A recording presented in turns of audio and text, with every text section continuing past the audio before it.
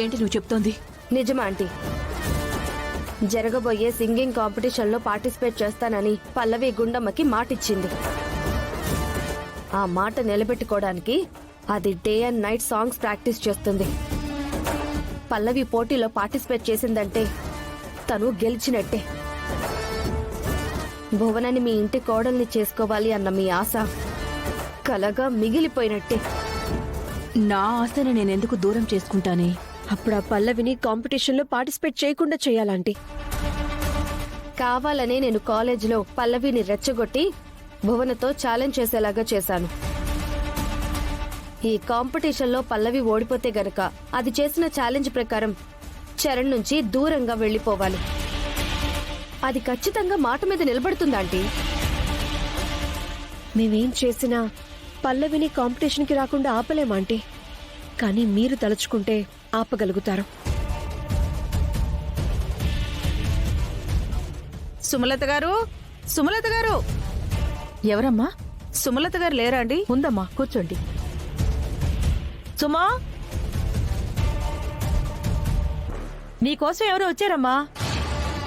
Coffee tea ఏమన్నా తాగుతారమ్మా? పర్వాలేదండి. అదిగో వచ్చేస్తున్నారు.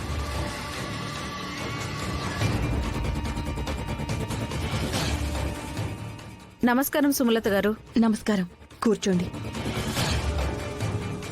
ఏంటి ఇలా వచ్చారు? పెళ్లి పిలుపులు చెప్పడానికి వచ్చామండి. రేపు ఆదివారం మా అబ్బాయి పెళ్ళండి. మీ కుటుంబం మొత్తం పెళ్లికి రావాలి.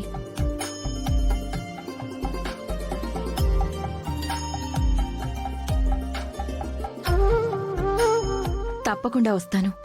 అవును, మీ పెద్దబ్బాయి కూడా పెళ్లి ఫిక్స్ చేశారని విన్నాను, నిజమేనా?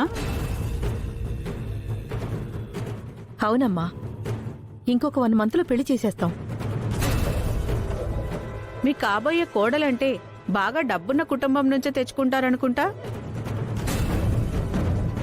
సాదా సీదా కుటుంబం నుంచి కోడల్ని తెచ్చుకోవాల్సిన అవసరం ఆవిడకేంటి?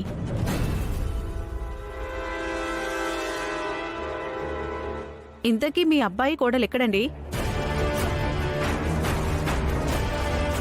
పెళ్లి కాకుండా కోడలు ఇక్కడెందుకుంటుందండి అని అందరూ అనుకుంటారండి. కానీ మా మమ్మీకి కాబోయే కోడలు, నాకు కాబోయే వదిన ఇక్కడే ఉంటుందండి.